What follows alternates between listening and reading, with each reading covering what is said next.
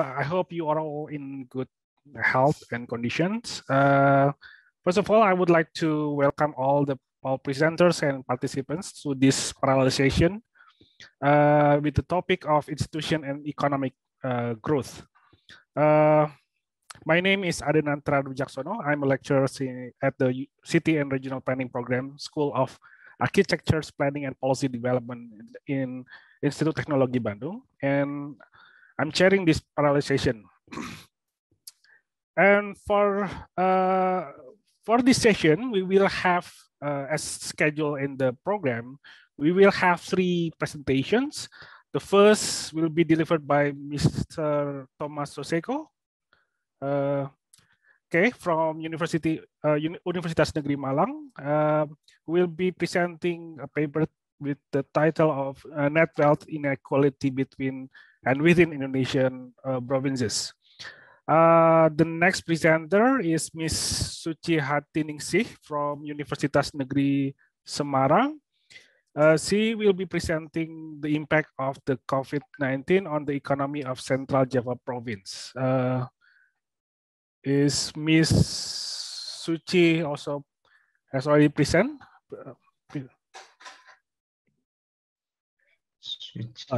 Okay. We will wait for her. And then for the third presenters, we will have Mr. Igede Heprin Payasta from the Statistik Indonesia Bangli office. He will be presenting the impact of pandemic COVID-19 to the dynamics employment situation in Indonesia. Okay, without further ado, I will let the first presenter, Mr. Thomas Soseko, to present their presentation. Mr. Thomas, time is yours now. Thank you, Pak.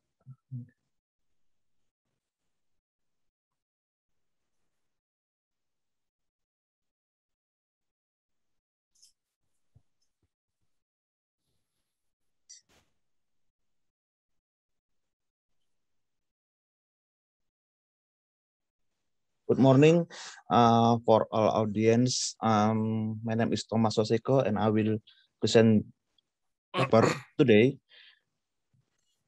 This is my paper under, I am a PhD student in economics at the University of Waikato, New Zealand. And this is one of my paper under supervision by Professor Les Oxley, Professor John Gibson, and Dr. Susan Olivia.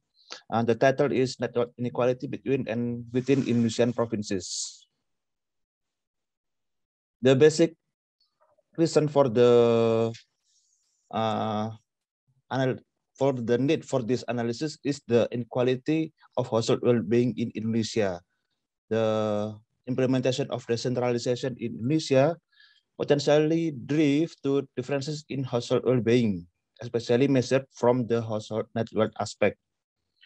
And then the importance of measuring household net worth is due to the occurrence of debts or household debts that reflects financial security. Therefore, if somebody or one household has high total wealth, but at the same time he or they have a lot of debts, that it reflects financial insecurity because they have financial commitment for other parties. The implication is the differences in opportunities to get good education, health, sanitation, or nutrition with other households living in the same region.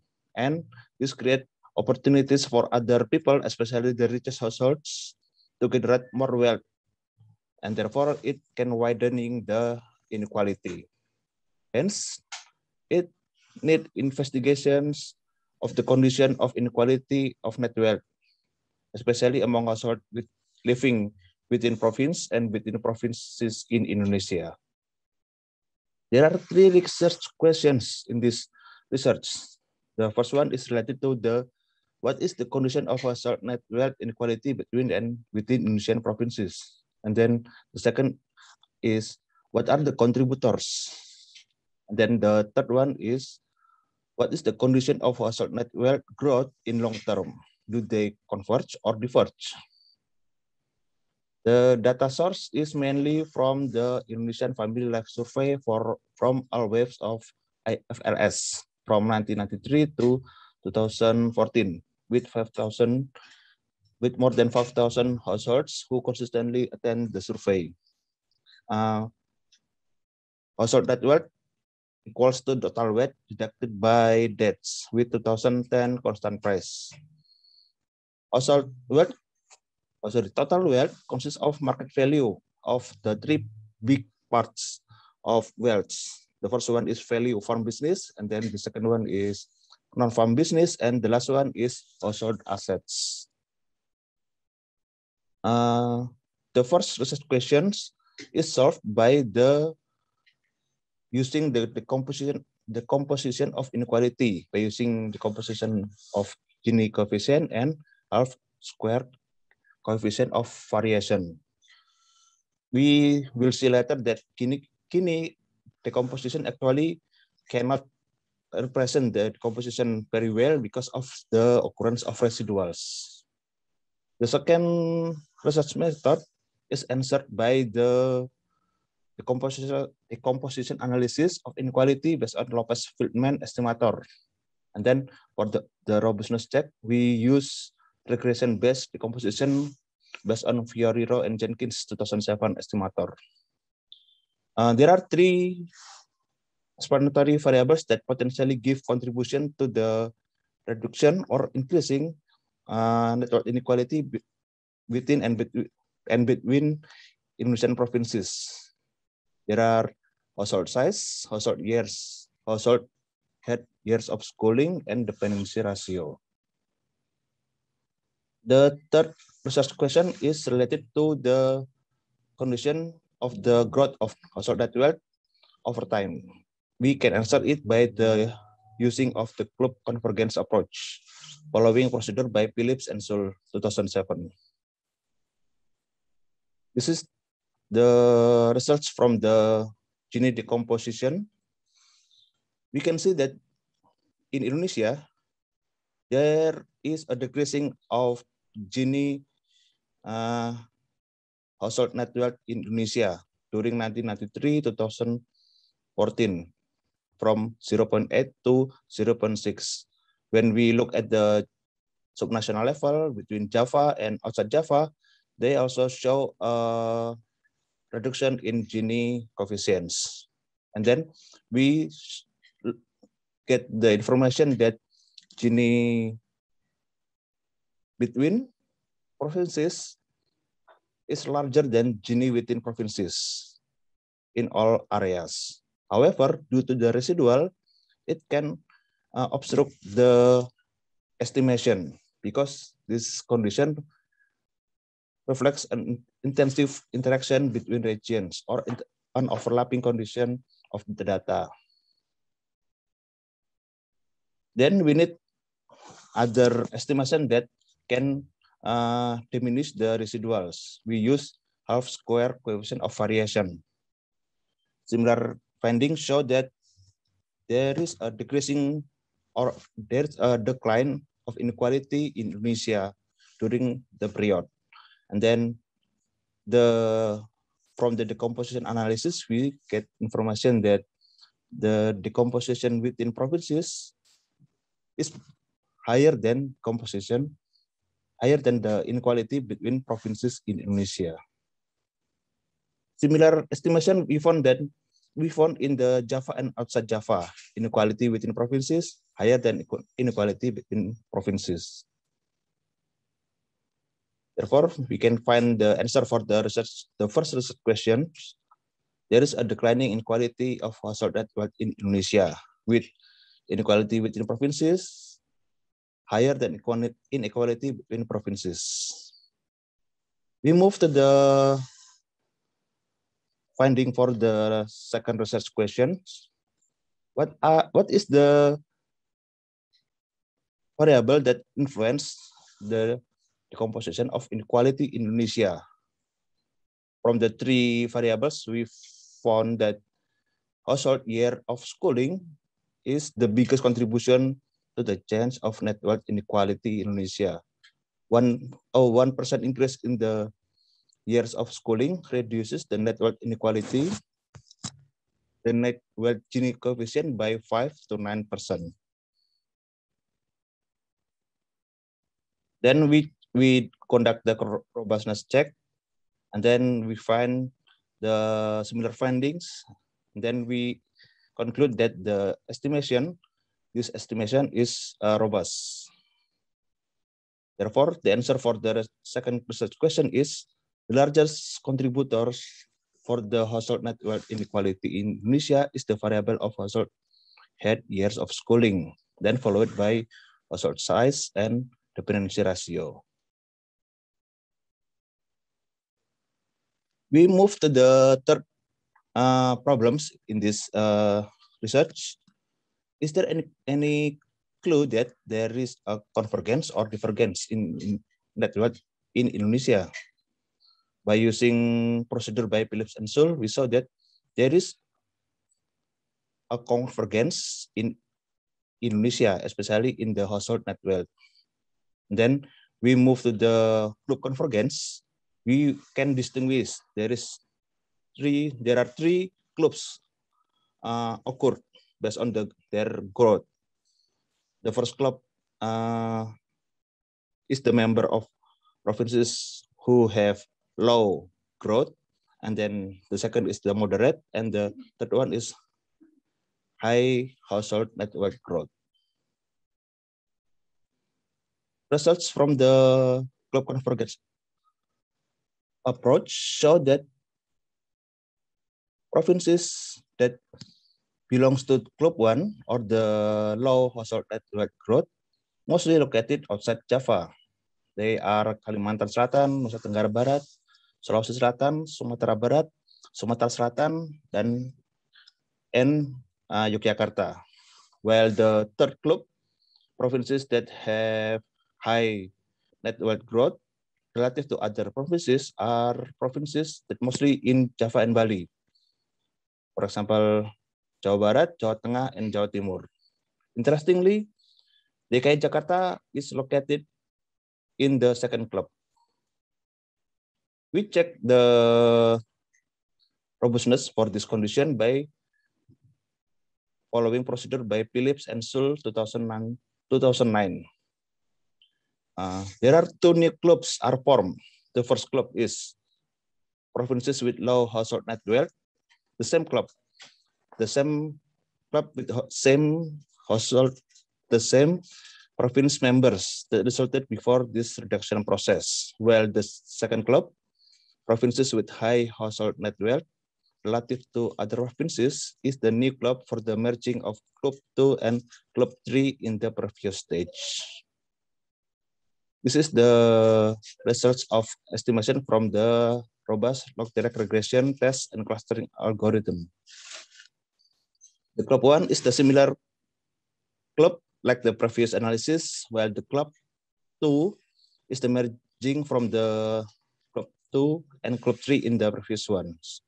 We see that, again, provinces in Java and Bali have high net wealth growth. And then provinces of Lampung and Sumatera Selatan also have high net worth growth. Bali also has high net worth growth. Again, Yogyakarta, daerah istimewa Yogyakarta, is considered as the member of Club 1.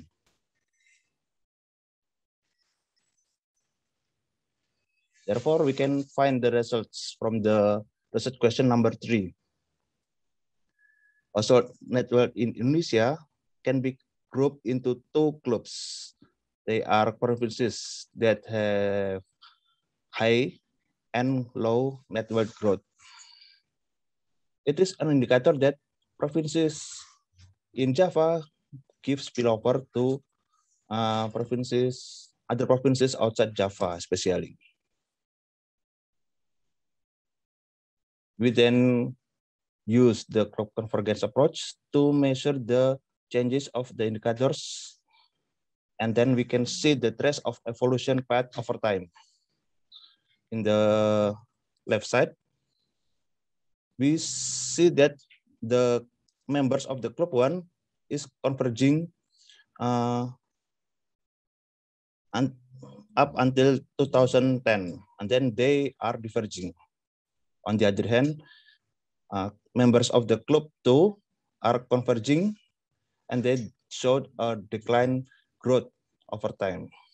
When we combine all of the provinces, all of the members, we get the information that in this figure, the provinces are converging during the first 15 years of observation. That is during 1993 to 2007, and then it might be influenced by the occurrence of decentralization in Indonesia, and that attract provinces to develop themselves. However, due to the occurrence of 2008 global financial crisis, the condition is worsening in the household network in Indonesia. It's showed by the occurrence of the divergence process during these years. And then the condition is getting better, showed by the occurrence of convergence process. The results from the third research question is, there is a convergence of household network in Indonesia. Then, like I explained before, the convergence might be influenced by the decentralization process, but due to the occurrence of 2008 global financial crisis, it brought Indonesia to the small recession, but it gave Indonesia a shock in the household network convergence in Indonesia. To sum up, the conclusion of the process of the research are: first, the inequality of household network in Indonesia is declining over 1993 to 2014, with the inequality between provinces plays a bigger role than inequality between provinces. The second conclusion, variable of years of schooling is the biggest and significant contributor for the decline of inequality, brought by variables of household size and the dependency ratio. And the last one, household net worth in Indonesia is converging during 1993 to 2014, with two clubs are formed.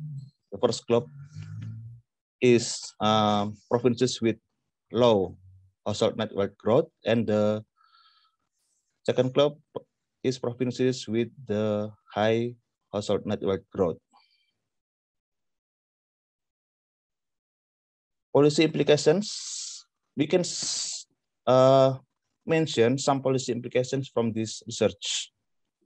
Since inequality within province is higher than inequality between provinces, works needed for local governments, especially to increase their capability to reduce inequality. That is through the distribution of the development and widening opportunities for the poor to participate in the economy. The second implication is works needed focusing on low performers group members. They are who belong to Club 1, especially its relationship with the potential spillover from Java to outside Java, because we saw that high growth of network provinces are located in Java Island. Thank you.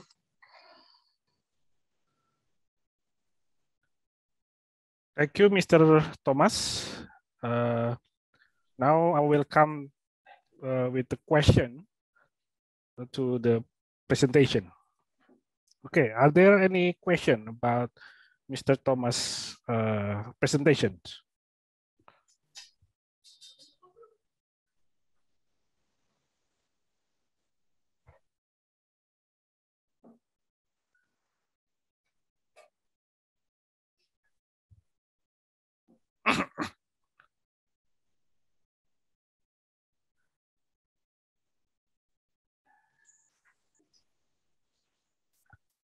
Okay, while waiting for question from the participants, probably I will raise some question. I'm really interested with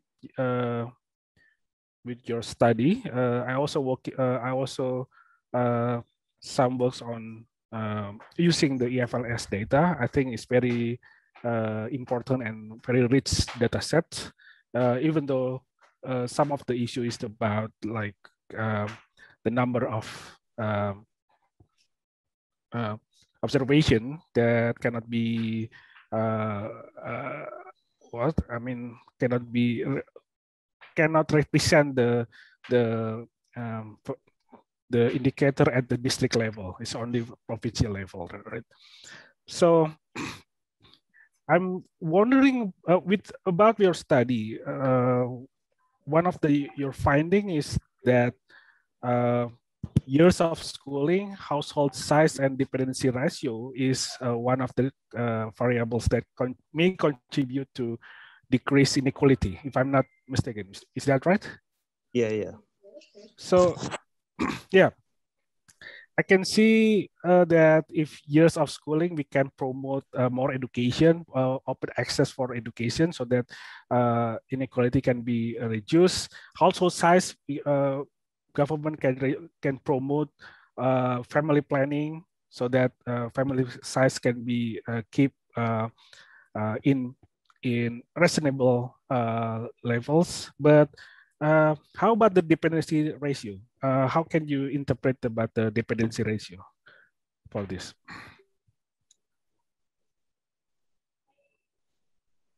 Yeah, thank you. The dependency ratio is related to the, I will define the dependency ratio as the ratio between the non-productive household members and for each household members. Non-productive household members can be defined as the individuals who less than 14 years old and individuals who are older than 65 years old. Therefore, the more one household has those individual who has that kind of characteristic, the more financial burden can must be faced by the households. And then with its relationship with the inequality, yeah, of course, the more financial expenditure must be faced by the household or family. It can bring negative consequences to the wealth accumulation because families cannot accumulate wealth faster than the household who have low number of dependency ratio. Is it okay, Pak? Yeah. So I just want to build on your comment that would you suggest that this finding also lend support for like improve social or reform of social assistance program in Indonesia that support family or welfare program, like for example in the case in like in the United States or any other developed country that they already have a good welfare program to support the family.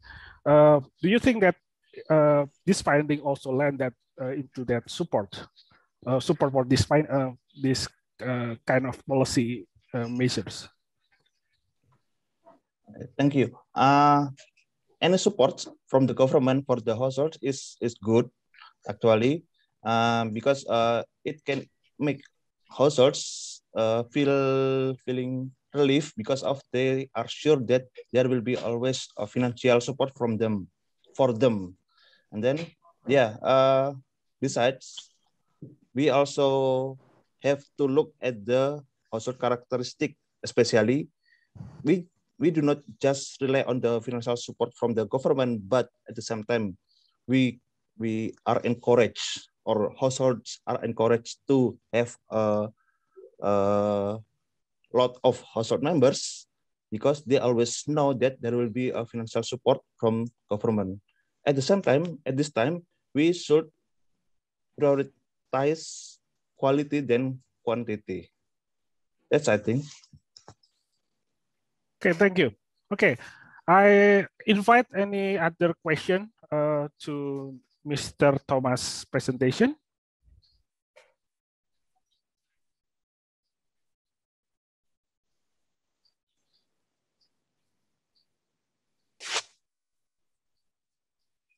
Are there any question?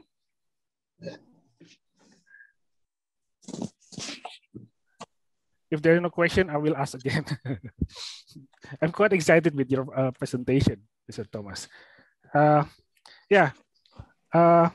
Another question is about the how would you interpret about the Yogyakarta? I mean, Yogyakarta is one of the provinces in Java region, but it shows that it has I mean low level of convergence. Yeah, if I'm not mistaken.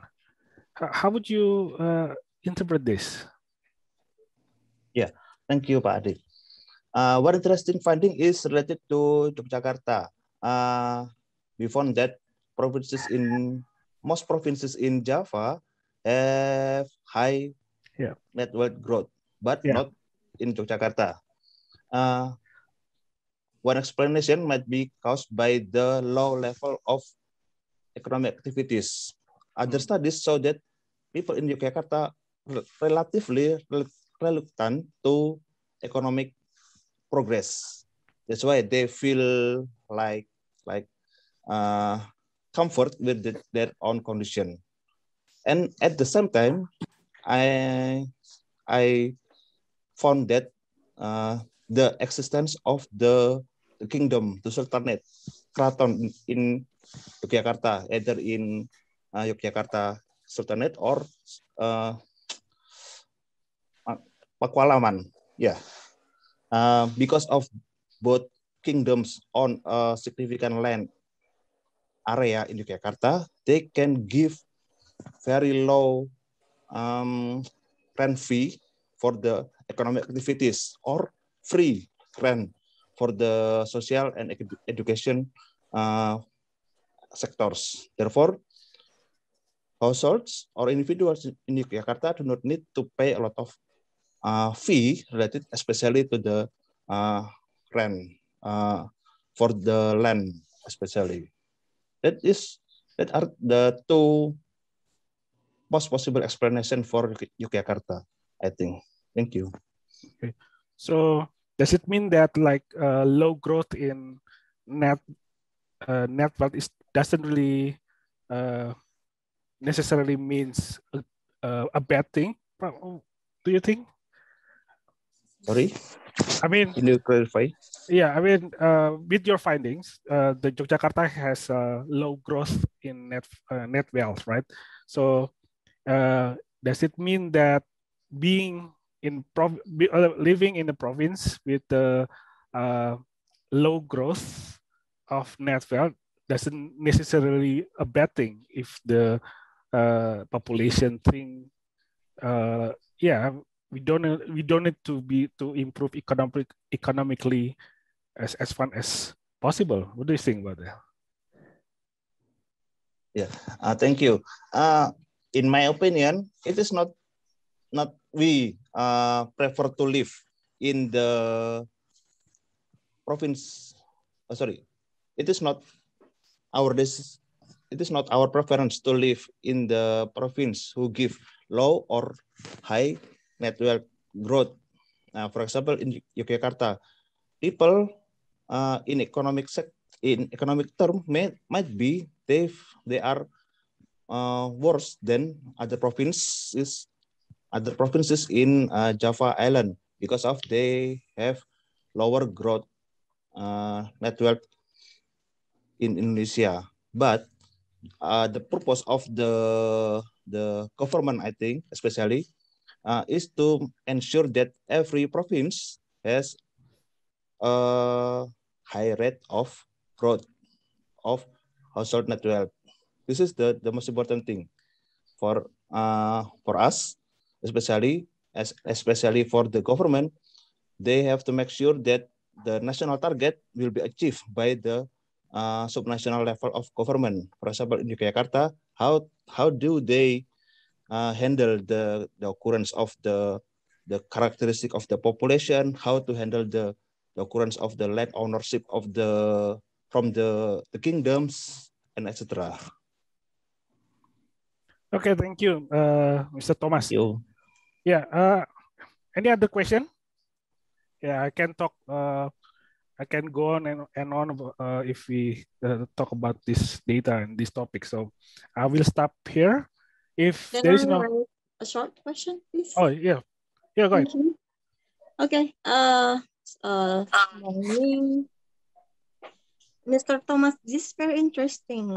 Sorry that I cannot join your presentations from the beginning. I'm Wiwin from Udayana University.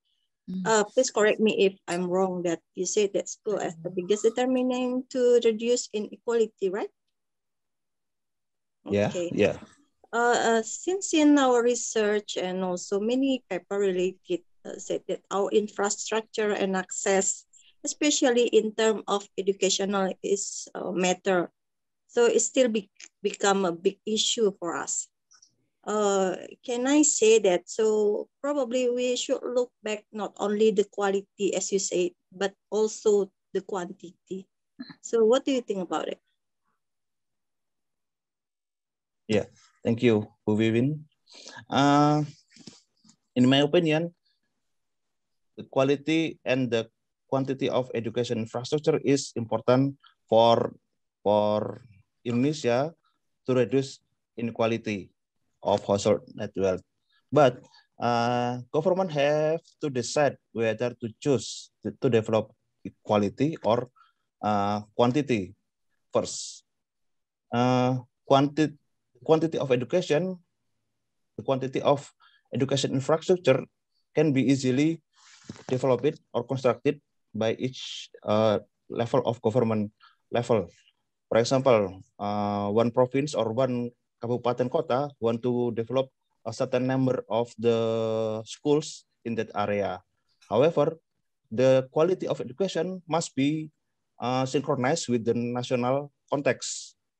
For example, Indonesia want to achieve higher achievement in the visa test in the world because current results show that PISA show that Indonesian students have low achievement in the reading, maths, and the science results comparing to other countries, even comparing to other countries in the region. Therefore, yeah, it is a challenge for Indonesian government whether to choose infrastructure, quality, or quantity of education. Is that okay, Bu Wiwin? Yeah, sure. Because yesterday we found that a researcher said that character building in early childhood is very significant to reduce corruptions in the next generation. So I mean, and the others say that infrastructure in terms of school numbers of school is very significant. So which is more important for us now? This is depend on what kind of target we want in the short term. I think some kind of policies. Thank you for your. This is quite interesting. Thank you. Thank you. Okay, yeah, thank you, Bu Wiwin. I'm afraid that we've already run out of time for this first presenter. So, and I would like to thank Mr. Thomas for the presentation, and we would like to move to the next presenter, Miss Suci. Thank you, Mr. Thomas. Okay, Miss Suci from Universitas Negeri Semarang. Are you ready? Oh, sorry. Sorry, Pak Adi. Yes, I will represent of Miss Suci. Okay. I am one of author in this paper. Yeah, I was afraid that I miss I have yes. like Suci things should be missed. Okay. Yes. Okay. The time is yours now. Okay, thank you, Pak Ade.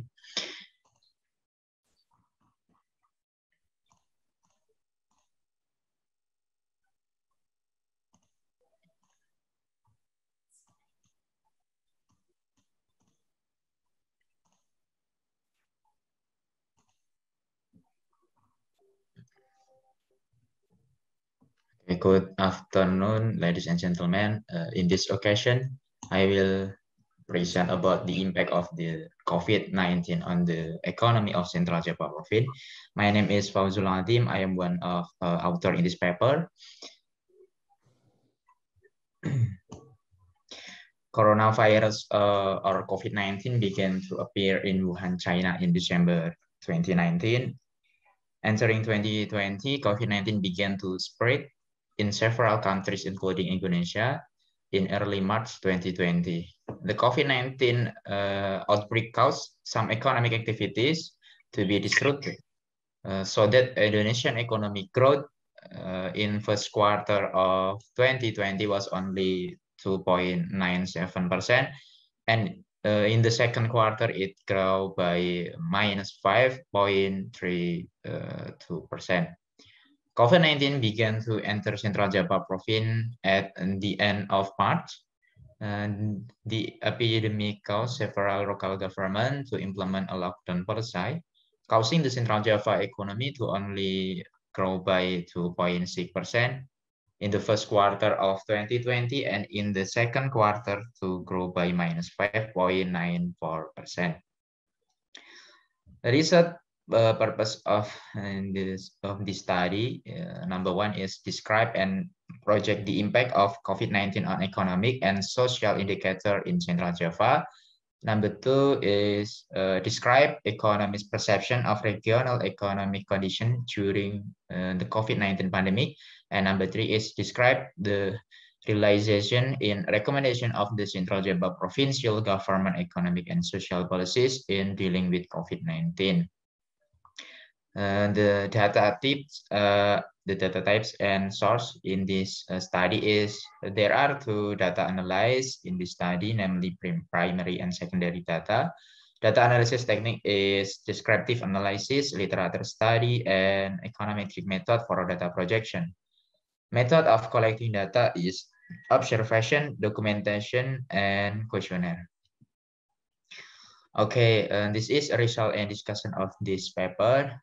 We can see on the table, I'll talk in the second quarter, the economy of Central Java only grow by -5.94%.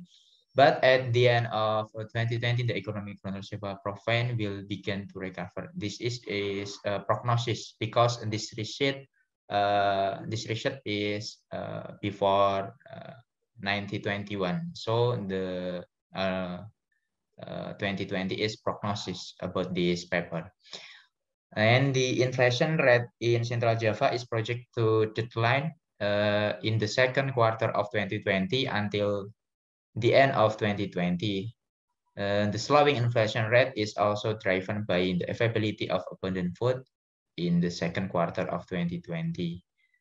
The open unemployment rate in Central Java in the first quarter of 2019 was recorded at 4.22%, but in the first quarter of 2020 it increased to 4.25%.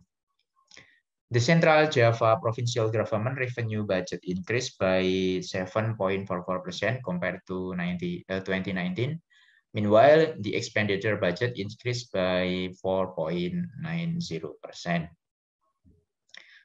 And this is a result of the result of the survey on economists' perception of regional economic condition during the COVID-19 pandemic.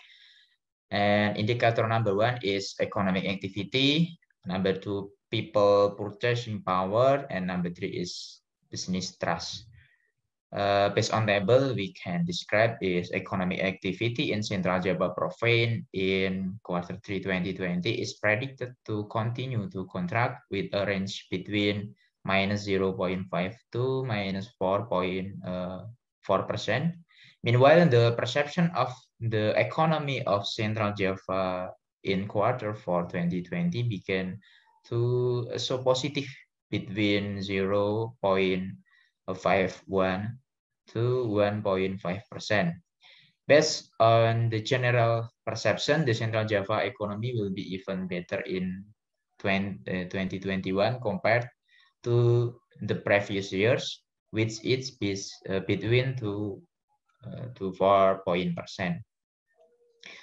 And the result of a survey of economists perception of the economy of Central Java province is number one is survey result on confidence in the economic recovery of Central Java province. Number two is the result of the survey of confidence in the government in the COVID-19 mitigation policy. And number three is the result of the survey is confident in the regional economic strengthening policy are good. Yes, this result is very different. And the realization of the Central Java provincial government economic and social policy in combating COVID-19. Number one is food assistance to vulnerable working communities. And number two is stimulus assistance to micro small entrepreneur actor in enterprise actor in the form of raw material and production equipment. Number three is online marketing training for MSME actor, promotion and marketing assistant, and assistant with financing schemes for MSME actor. Recommendation for the Central Java provincial government economic and social policy and combating COVID-19. Number one is expand export market to countries that have the potential to market product from the province of Central Java. Number two is paying special attention to sectors that are able to absorb labor and provide the large multiplier effect for the economy. Number three is providing incentive for labor-intensive industry to reduce layoff and maintain people purchasing power. Number four is facilitate the provision of stimulus to SMEs affected by COVID-19. And number five is maintain food availability and community consumption level in Central Java province. Okay. And the conclusion is the impact of COVID-19 on several economic indicators in Central Java was felt because it caused a decline in almost all economic indicators due to restriction and on economic activities both abroad and domestically. Public perception of the economy in the future is very confident that the economy will soon improve with the various government policy that have been implemented. And recommendation in this paper is local government need to pay special attention to several economic sectors that are currently experiencing a slowdown. The sector need to be given a stimulus to return to normal operation so that they can boost the economy. Some commodities that contribute to inflation, such as food and medical equipment, also need to be controlled so as not to cause inflation to be too high. Realization of government spending which is too low need to be increased so that economic activity can resume moving so that it can contribute to economic growth. Okay, I think enough of the presenting. Thank you. Okay, thank you for the presentation. Now I'm inviting the question from participants or other presenters. Any question?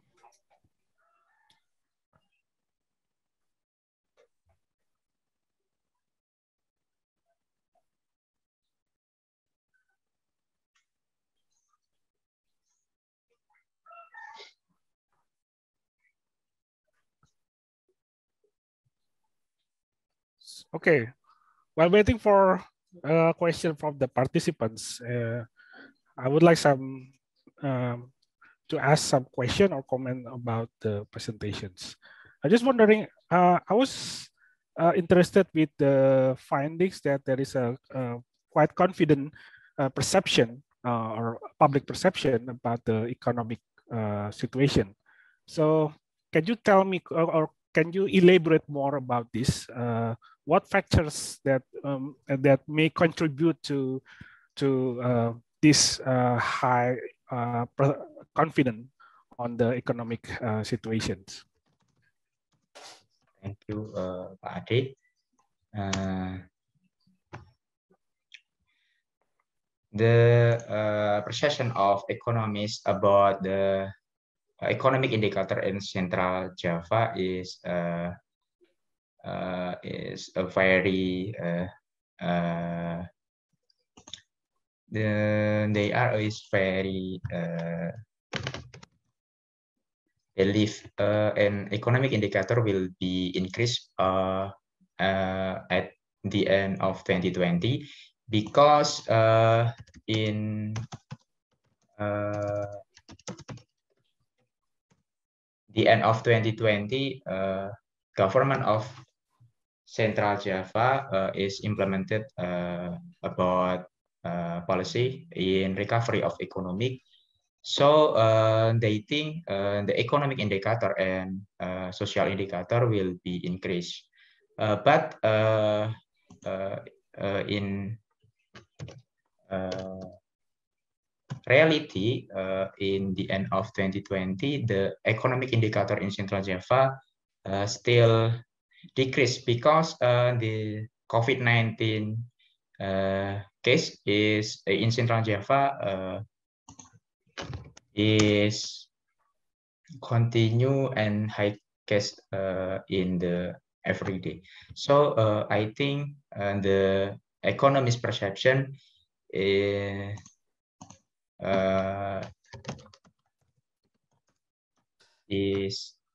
not accordant with the reality in the end of 2020.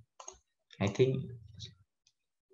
Okay, so you say that probably that there's a government might have key roles in building the positive public perception about the economy, but it depends. It really depends on how the government manages or dealing with the pandemic situations. That's what the takeaway that I'm getting from your presentation. Okay, are there any questions?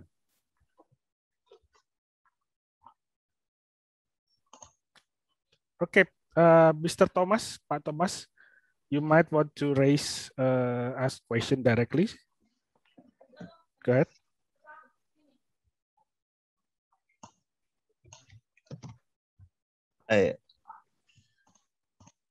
Yeah, I want to ask questions for the presenter. Do you think that there is a decreasing expenditure in the non-essential items, for example, like in tobacco during this pandemic, especially in Central Java? Thank you. Okay, thank you, Mr. Thomas. Expenditure about tobacco in community in Central Java, I think is not easy to decrease because as we know that the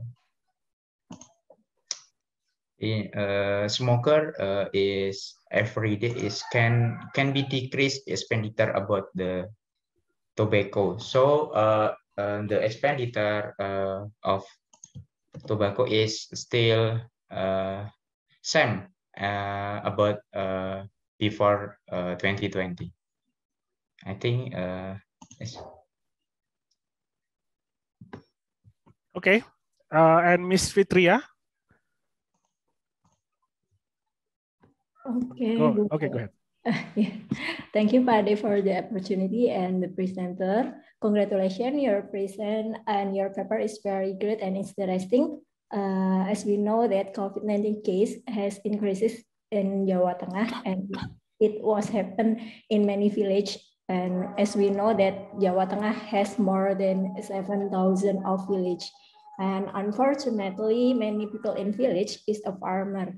And I'm afraid that it will be impact for the food availability. Correct me if I'm wrong, but one of your suggestions in your paper is the government should keep the food availability. Can you explain more about what the government should be to keep the food availability? Thank you. Thank you, Pak Ade. Thank you, the presenter. Okay, thank you, Ms. Fitria Anggraini. Yes, one of recommendation of this paper is government must be food availability policies. I think it can achieve if the government is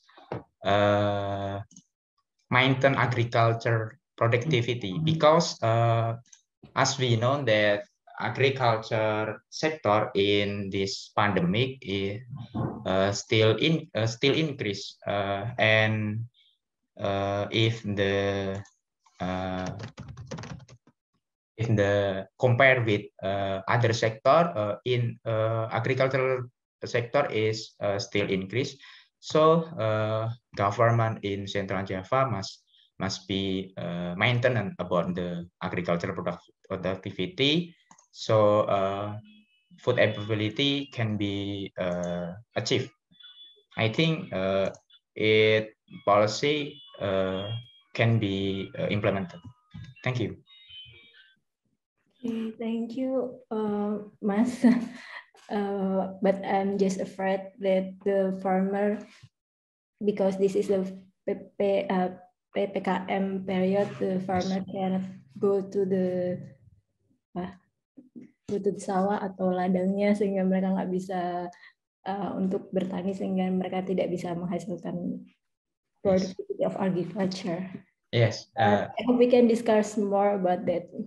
Thank you. Okay, yes. About the farmer in Central Java, I think they can marketing of their product by online.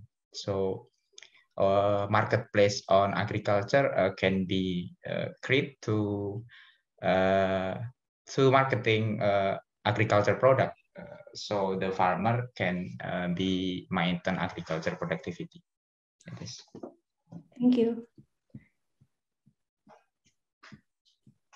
Thank you, Pak Ade. I think it's enough. Okay, thank you for the question and answer.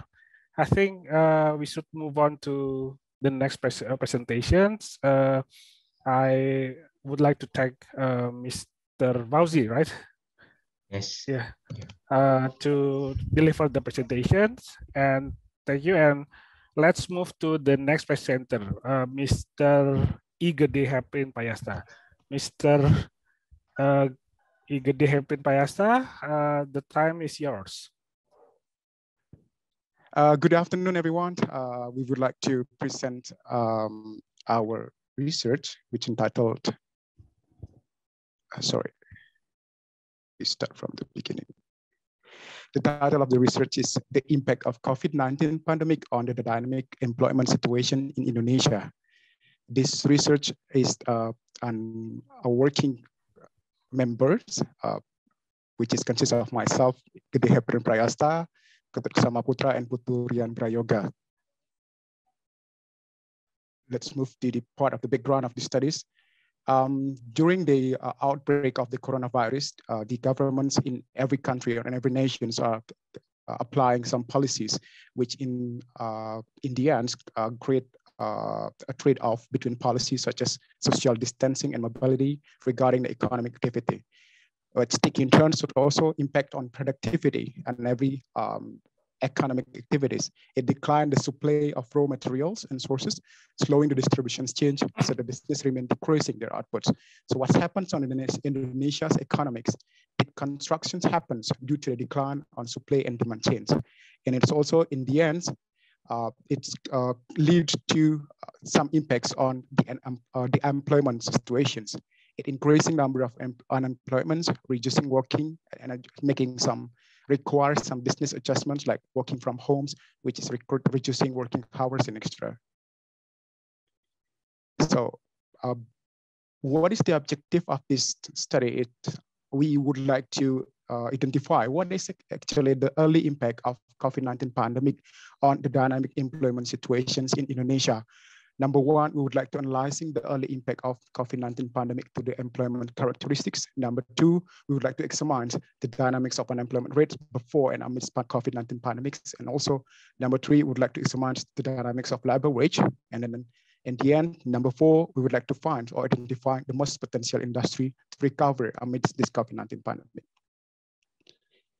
The data and methodology, the data sources, we utilize the results of Indonesia Labor and Workforce Survey, SAKARNAS, which conducted twice a year in February and August.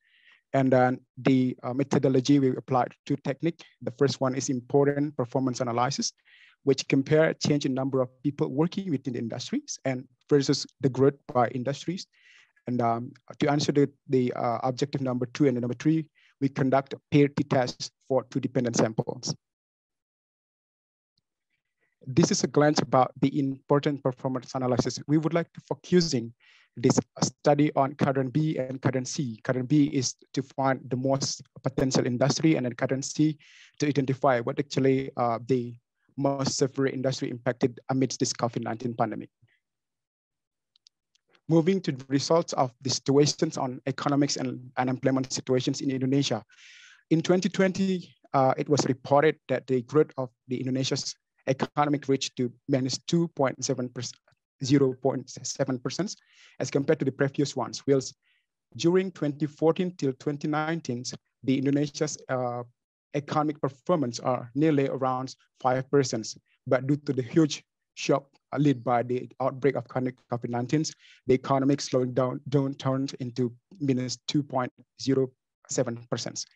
So what is the most severe industries? There are 5 industries with the lowest growth as compared to the previous periods. The transportation and storage was reported the most devastated industries, and then followed by economic accommodations, food and service activities, business activities, other services, and wholesale trail repair of motor vehicles and motorcycles. So taking into more details, what actually within the transportation and storage industry, there are 5 sub-industry within the transportation storage, which experience the largest shock. Number one is air transport, and then which is reported decline by almost a half as compared to the previous years. There's also some other sub-industries, rail transport, warehousing, rapid freight and crossing transportation, land transport, and sea transport. According to the Google Mobility Report, there is also declines on retail and recreations, transit stations, workplaces, and parks. It's meant that the people are not going to mobile to these places, which is a part the findings are reported on economic situations currently. Moving to what actually in contrast industries, the human health and social work activities is increased or growth by 11.6%, which is followed by information and communications, water supply sewerage, waste management and remediation activities, financial and insurance activities, and educations.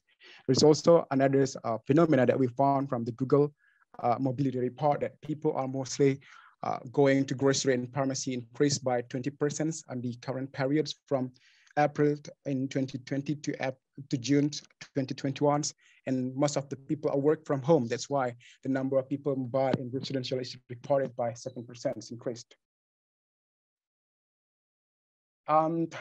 What happens on the unemployment rates and an average monthly labor wage? The unemployment rate is getting fluctuated at the beginning of the outbreak of the COVID-19 pandemic between February to August 2020. It is increasing rapidly number of unemployment rates, whilst the following period between August in 2020 to February 2021, the unemployment rate is getting declines.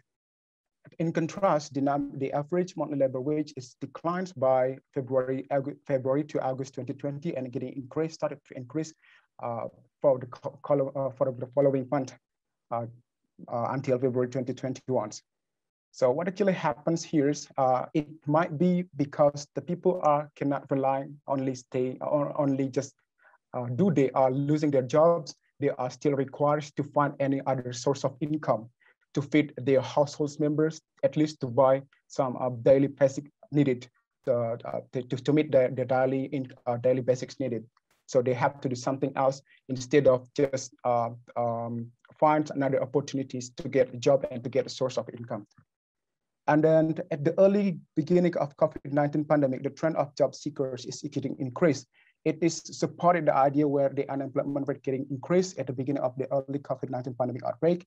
In Indonesia, it's shown by the blue lines. It's just increased rapidly. And then what happens in trend in job vacancy on Google's, it's getting declined slowly and getting smoothly until August 2020. And then after August, it's a sign to increase on job vacancy, which means during that period, in Indonesia, there's announced as a new normal activities, which is seek a small an opportunity to start the business any longer again after with tight health protocols. And then what happens on an unemployment rate if we compare between the periods and during the periods before and amidst pandemic COVID-19? According to the some period that we chosen to provide in this research, we found that there's no significant difference on unemployment rate between February 2019 to February 2020. What it means that the COVID-19 pandemic has not impacted unemployment rate at the beginning of the outbreak. Maybe it's not huge impact created on the unemployment situation at the beginning. But what we can conclude by the following period, there are significantly difference on unemployment rate between periods. So it means that the impact might be not being detected at the beginning of the outbreak, but it's still going on and then still happening. And then what about the employment source of income, like labor for the labor and wage? There is no significant difference on labor wage between February 2019 to February 2021. The economy already recovered nowadays because we found that between August 2020 to February 2021, there is still a significant difference actually on the economy, the labor wage received by the employment. So, and if we compare to the situations between August 2020 to August 2020, in February 2021, the number of unemployment rate led by the COVID-19 pandemic, according to the results of the Sakernas 2020, there are predicted around 2.56 million people are affected becoming unemployment caused to the COVID-19 pandemic outbreak. And then most of them are female and those living in urban areas. Regarding the one that is excluded from labor workforce, there's increasing, the number of female excluded from labor workforce is higher than male. And then there's also work from those who are living in urban areas. In total, the most affected are on a male group become most separate, and then those who's living in urban areas. So what happening in current situation, in February 2021, the number of unemployment rate caused to the pandemic COVID-19 outbreak, it's declined to 1.62 million people only. And then the number, the trends or the patterns are still similar with the previous periods. During this period, the unemployment still affected higher for those who are males and living in urban areas. And then those who are excluded from labor workforce are still higher for females. And then those who's living in urban areas. So what happens on formal or informal workers? During the before and during the outbreak of COVID-19 pandemic, the number of formal workers are getting decline at the beginning at February 2020 to August 2020 and getting increased by February 2021. So whilst the informals also respond by increasing in the early of spread of the outbreak of the pandemic COVID-19 and then getting declines the current periods. Considering the unemployment by education attainments before and amidst COVID-19 pandemic outbreak, the number of senior high school, but for vocational and publics who are being unemployed are the largest surge being unemployed. The signs show that there are a need to equip the graduate from senior high school but for public and vocational students with a skill which is required, can equip them soon after they graduated. They can absorb and compete with others graduated from different levels of different level of education levels. So the number of senior high schools and senior high school but from vocational public graduated will be directly absorbed with the job market available, not only during this pandemic, but also far away before the pandemic actually exists or outbreak. Now, what is the results of the important problem analysis? We found that three most potential industries within these situations is number one is agriculture, forestry and fishery, information and communications, human health and social work activities. Whilst the most severe industry that we found manufacturing, constructions, and transportation and storage.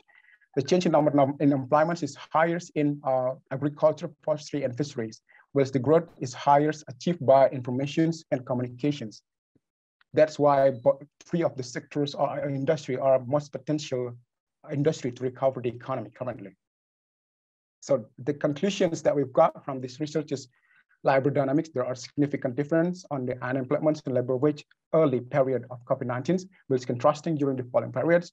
The potential and the software industry have been mentioned before, and then we would recommend to prioritize the potential and recover the software industry as they play more important role in the economy. We also admit there are some room for further improvement on this research by deflating wage inflations to get real wage instead of nominals, improving the impact evaluations method through double difference with more variable excluded, and identifying the potential industry within the heterogeneity or province level with local potencies allowed or showed with a table input output and evaluating the analysis within continual periods, February and August in the same years will be provide a glance and very clear definitions about what is current situations will happens within the years. Thank you, Matur Suksma from Bali. Stay healthy, everyone, and I beg to Pak Adi to guide the following section. Thank you, Pak Gede. Okay, let's start with the question and answer. I welcome question from the participants. The question from the participants, please raise your hand.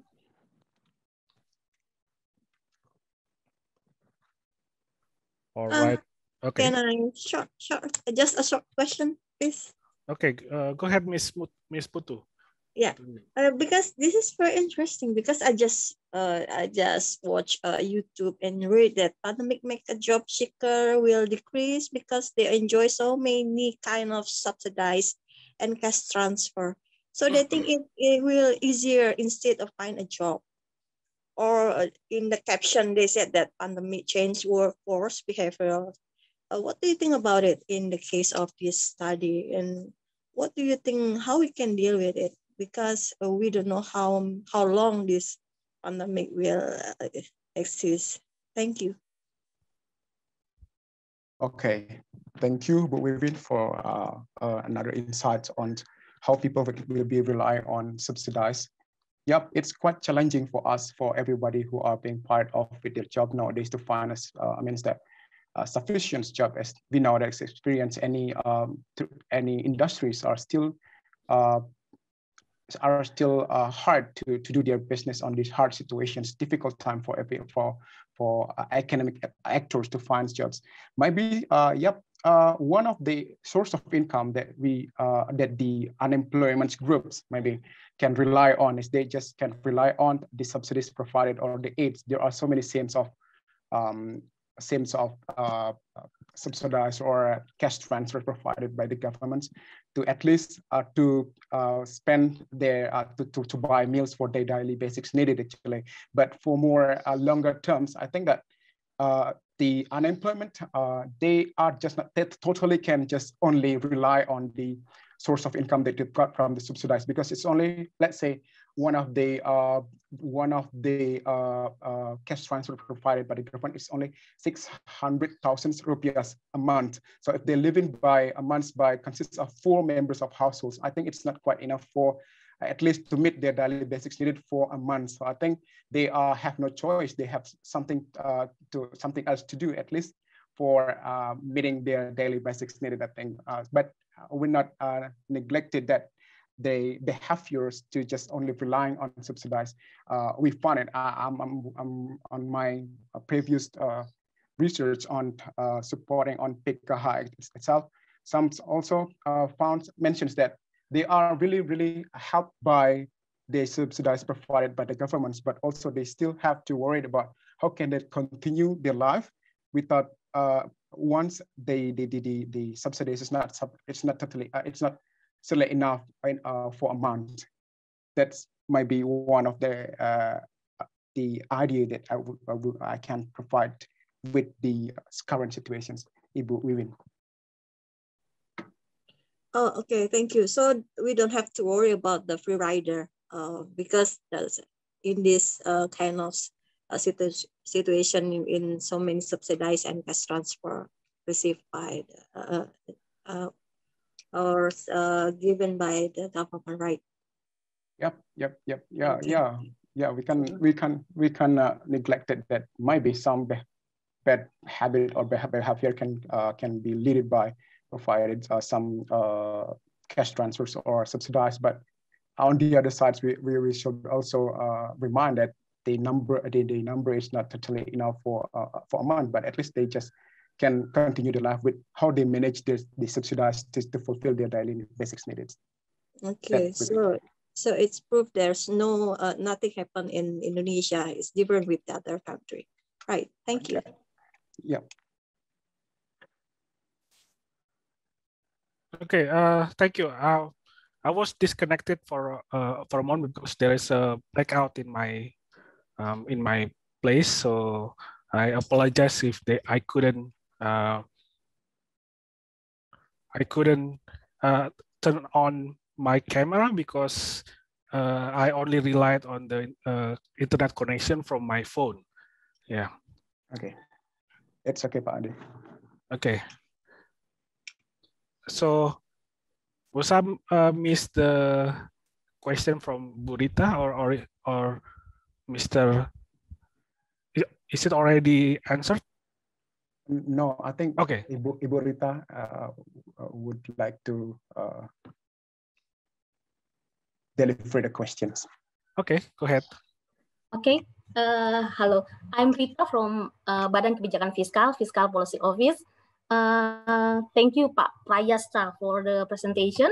I would like to ask your opinion about the impact of the pandemic COVID-19 to the structural transformation in the labor sector.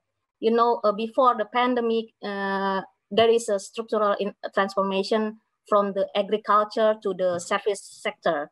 And in your result, after the pandemic, there is an increase in the agriculture sector. So what do you think about that? Is that there is no structural transformation again, or what is the result of your study? Thank you. That is my question. Thank you very much. Okay. Thank you, Ibu Rita. That's a great question. Actually, we considered about how structural transformations are happening amidst this COVID-19 pandemic outbreak. We found that, before the pandemic outbreak, like what Ibu Rita said, that maybe people can transform from agricultural sector to industries, maybe or tourism sectors, maybe in others, another sectors, which is basically requires more skills.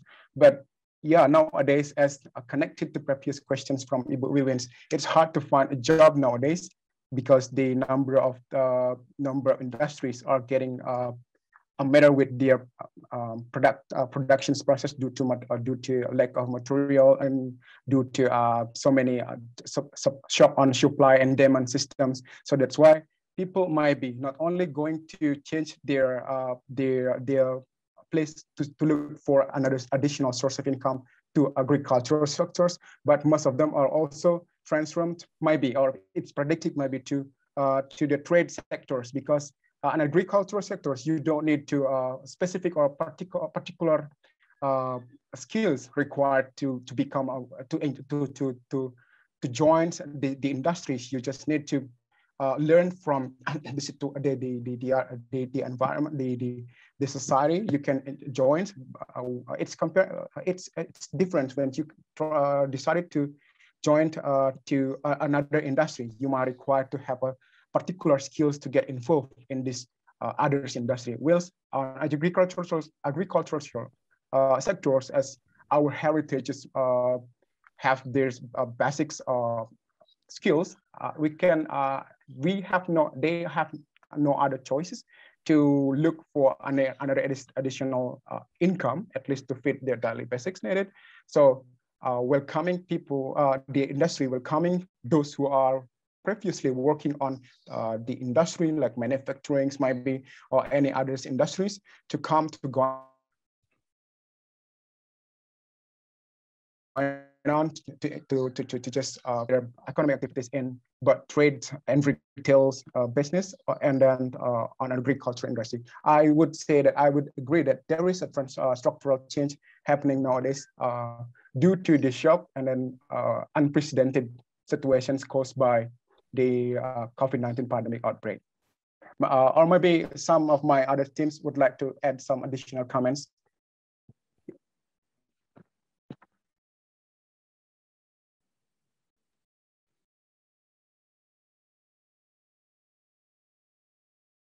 Okay, any other additional comment?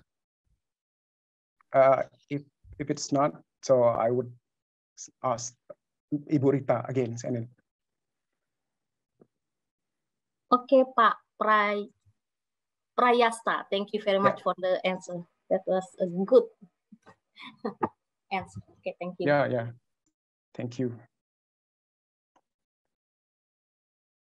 Can I raise a short just to follow Ibu Rita questions, because this is very interesting. Yeah, sure. Ibu Wivin. Okay. Hello. Do you think it will be a temporary shifting or a permanent changes in our economic transformations? Yeah, it's quite tricky questions actually. Yeah, I think structural changes. Nowadays, people just need to adjust ways how they can get more money to feed their daily basic needed. I mean, to buy some food at least, because we don't have any other better choice than just doing the business like back to agricultural industries. So in the future, I think that if the economics getting recovered back again, like every province getting back their local potential, let's say in Bali we have a tourism industries, we rely lots from the tourism sectors. So that I think it's only temporary adjustment, but I'm not quite sure due to the unprecedented, and we wouldn't know how long this pandemic will take over the economic situations. But it is a sign for us to get ready.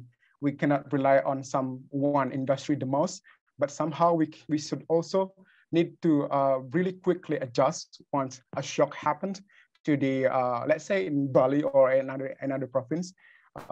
Shock happening to the most potential industries. We cannot rely totally on some industry only, but we just can be ready for what the future will bring. Actually, like this COVID-19, no one economists predict that this will happen any longer like this. So I think that it's only for now, maybe for a temporarily patterns, but it's not close the opportunity. I mean that.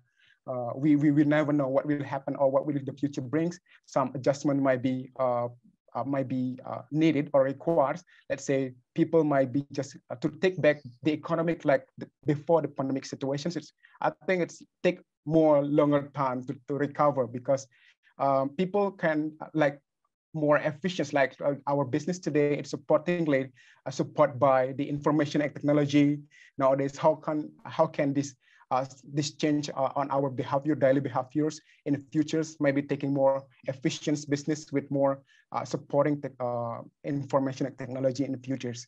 So that's what actually what I can say about the current situations, because yeah, we might never know what will this change actually will impact on the longer terms. But I think the situations might be temporarily. Okay, thank you. Okay, thank you. Yeah, I apologize. My apology that I couldn't facilitate the conversation because my internet connection is not stable. Yeah, even though we are in Java, we are in Java, we still have the blackout.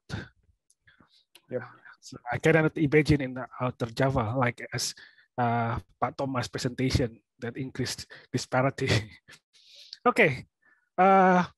Any other question to Mr. Pak Putu presentation? Gede. I'm sorry. It's okay.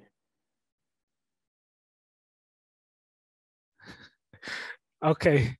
Yeah, it's already 12:40.